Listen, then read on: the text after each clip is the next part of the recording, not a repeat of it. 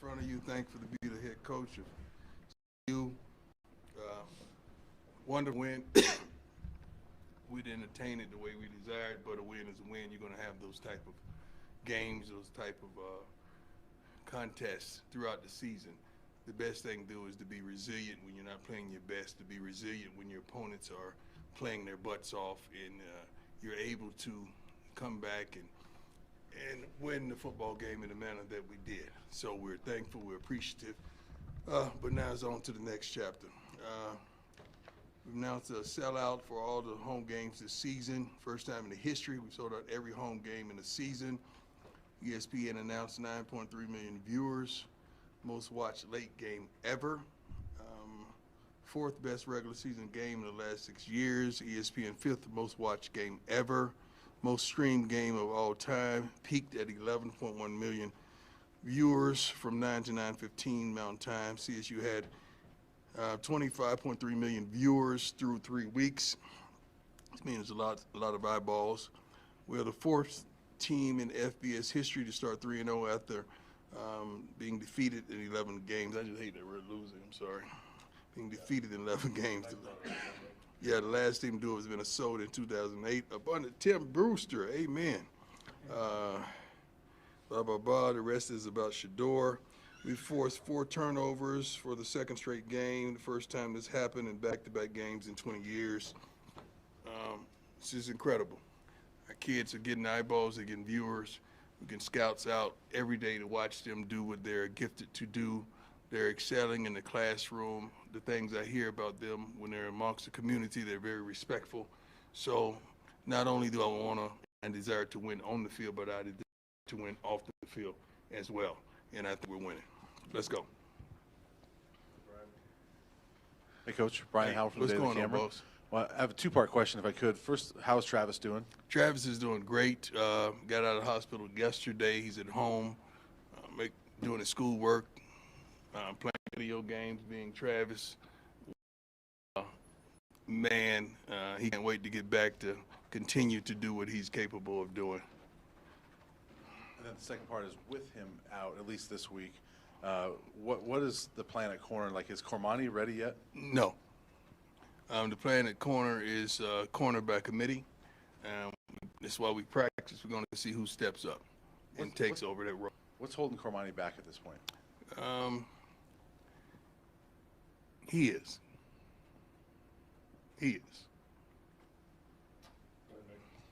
Hey, Coach McMiller, Fox 31. I'm assuming with Travis being out and this being a team, your first game in conference, you're going to need as many leaders and dogs on the field as possible. What are you looking for in players to be able to have that on their jersey and in preparation for this game? We're looking for the next man up. We're looking for someone else to step up and take control of this. I mean, Travis J had a great practice today. He still got a little limp slightly, but competed his butt off. And we have talent. We just got to get the talent to be talented and to do what they're capable of doing. But it's no one in the country could fill Travis Hunter's shoes. You got to understand he's a unique player. He's one of a kind. He's the best player on offense, the best player on defense. That's just who he is in the country, not just on his team. So having guys step up, they just got to step up and do the job that we're asking them to do.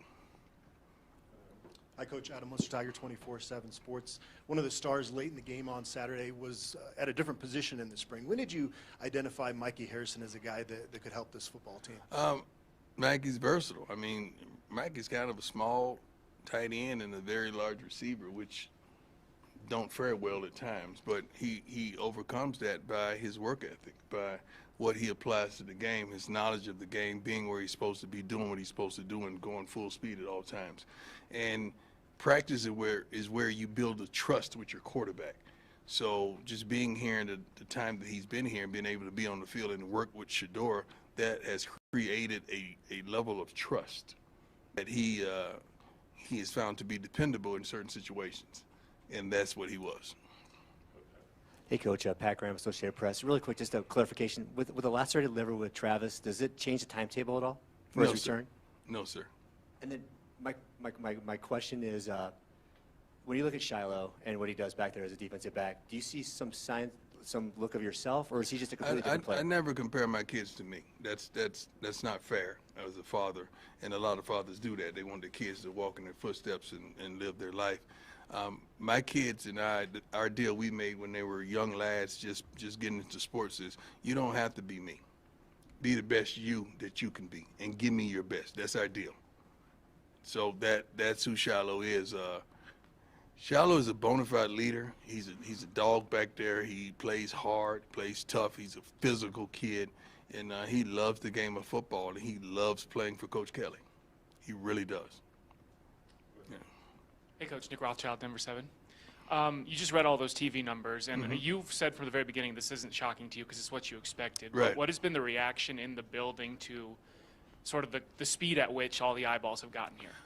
I don't know. I mean, I'm kind of immune to that kind of stuff. I'm so focused and locked in on what we do from day to day, week to week. But I'm happy that I see that our different athletics are benefiting. I want to see the girls basketball team hosting visits and bringing the girls to our games and bringing them to me so I can meet them and we could close, as well as the boys, as well as other sports as well. This is a great time to bring people up for a visit so they can see the true atmosphere of what we possess and what we bring. And CU athletics is we're rolling right now. We want to keep it going, but we want to help one another. Hi, Coach. Ariel Rossuto, 9 News. How you doing? Very well, thank you. So obviously this last game was a lot about resilience, winning in a very different way. Yes. How does that then translate into a very tough test against Oregon this week? Well, we're not trying to just be resilient. We don't want to get to that point where we have to be resilient. We want to get out to a great start. We have not played a complete game. We have not played a game where the offense, defense, as well as special teams has all shown up in the same manner. If the offense is playing well, the defense is hot garbage. If the defense is playing well, the offense is horrible. And special teams aren't special. So we got to put it all together to be able to defeat a team like Oregon in that manner. We got to put it together. Hey, Coach. Tyler King with the Denver Gazette. You've been pretty open that you like to have the different uniforms every week for the team. Yeah. I know you guys did that last year at Jackson Yeah. State with a different combination. You guys have done that so far this season. What does that mean to you to be able to do that, and what has it been like working with Nike this season here as you guys are, doing the different uniforms here? Well, that all starts with Smitty. We have a wonderful equipment man that sees and poised and understands me. So, and us traveling with Rick up to Nike to talk about these different things that kids desire. I mean, you got to understand the team that we're playing right now, that's what they're known for. They play great football, don't get me wrong, but the versatility in the uniforms and the flashiness and what they bring. I can remember coaching high school and my kids in the locker room talking about Oregon in their uniforms, which is wonderful. So we could simulate that, emulate that, and imitate that in a certain way. It's productive because kids want, shoot, you all want options. That's why you're working, right? So you can have options to go buy what you want to buy, get what you want to get, do what you want to do. So just giving the kids those type of options is phenomenal for young men. And just for you personally, being back with Nike now, I know in the past you guys had a little bit of a strained relationship, but being back with them now, what's that been like for you? It's been wonderful. They've been above board. They've been excellent. They've committed to the program. They've committed to me personally, and I love every bit of it. And the fans in CU is benefiting also. So it's a beautiful marriage. Coach Sean Keeler, the Denver Post, two-parter about physical play in that game. First, do you worry that some coach or someone somewhere looks at that film, at that tape, and says, I'm going to hit him, I'm going to hit him late, I'm going to hit Shadur late, because Well, maybe that's our shot? That's not having character. I don't know how you're going to have success and longevity in this game, coaching in that aspect. I don't condone that. I don't teach that. I didn't condone it when I played the game from any of my teammates as well. We want to play clean. You want to be dominant, but you want to play clean, because at the end of the day, you want your opponent's respect. You do. I'm not saying that's what transpired, but it's unfortunate if it did. What's the gentleman's name? Henry Blackburn. I want you guys to record this and run with this. Henry Blackburn is a good player who played a phenomenal game. He made a tremendous hit on Travis on the sideline. You could call it dirty. You could call it he was just playing the game of football. But whatever it was, it does not constitute that he should be receiving death threats. This is still a young man trying to make it in life, a guy that's trying to live his dream and hopefully graduate with honors or degree, committed to excellence and go to the NFL. He does not deserve a death threat over a game. At the end of the day, this is a game. Someone must win, someone must lose. Everybody continues their life the next day. Very unfortunate. I'm saddened if there's any of our fans that's on the other side of those threats. I would hope and pray not, but that kid was just playing the best of his ability, and he made a mistake. So I forgive him. CU, our team forgive him.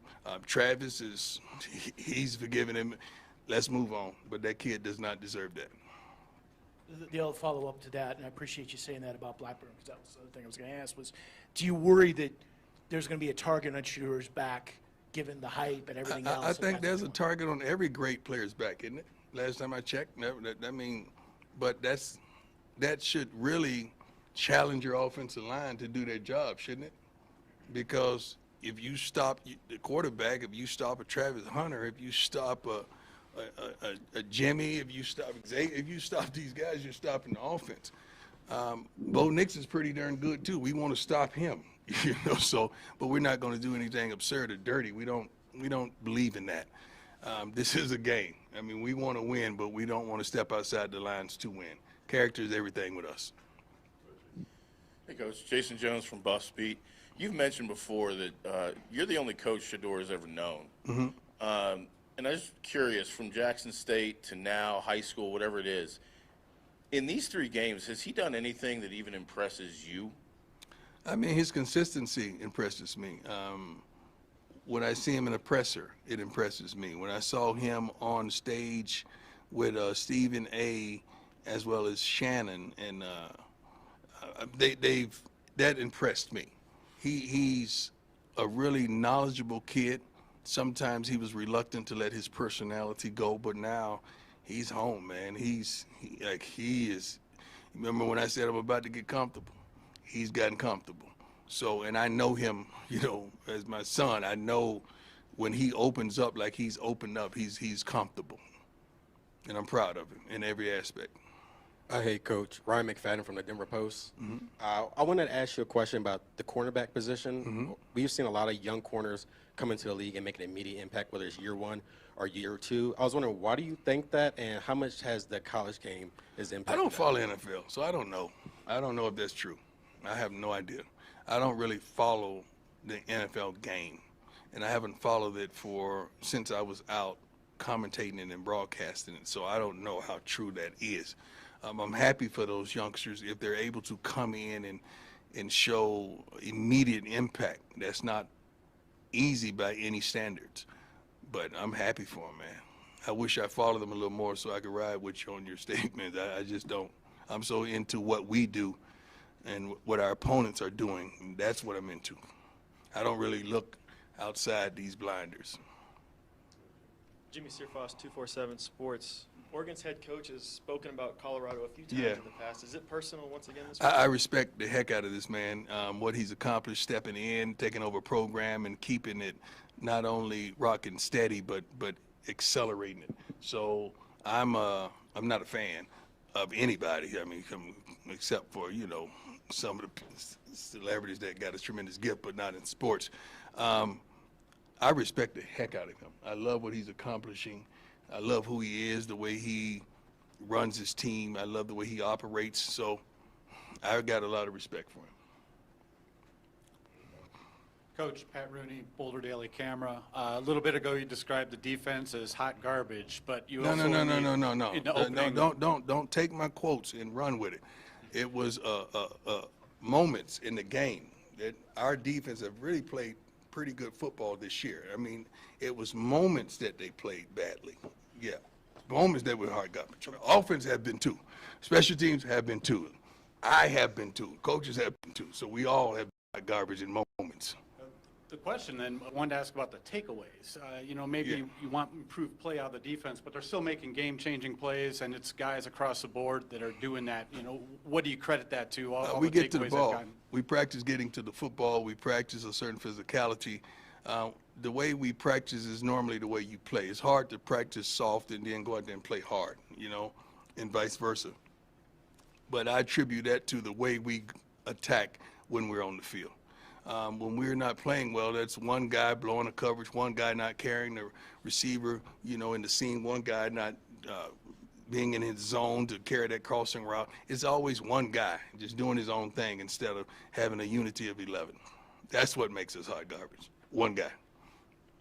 Coach, we talked about the slower starts the last couple of weeks. Yes, sir. I was just wondering, do you believe any of that is attributed to balance of the offense run versus pass? No. And in that vein, No. do you expect Alton McCaskill back this weekend? We took off his yellow shirt today, so he's practicing. He's able to be hit. He's ready. I feel like he's ready. I don't care what the ratio is run pass. I really don't. I care what the ratio is on the scoreboard. That's what I care about. I don't give a darn what run pass. I just meant more in relation to the slow starts. You were saying after the game that you couldn't figure it out. I don't like us to run the ball just for the sake of the ball. It's a 2-yard loss or a 1-yard gain. I don't believe in that. Everything you do in life should have a purpose. Let's be purposeful when we do things, not just do it just to do it. Last one, go ahead, Ryan. Hey, Coach, Ryan Koenigsberg from DNVR. You generally have a pretty aggressive approach when it comes to fourth downs and stuff like that. Just curious where that philosophy came from, and if you like to coach those moments from your gut or lean on something else. Gut. Believe in it's what your team is doing, what your team is showing you. I'm aggressive because I'm aggressive by nature. I'm a go-getter. I'm a doer. I'm an attacker. I don't sit back and wait on nothing to happen. I'm gonna go make it happen.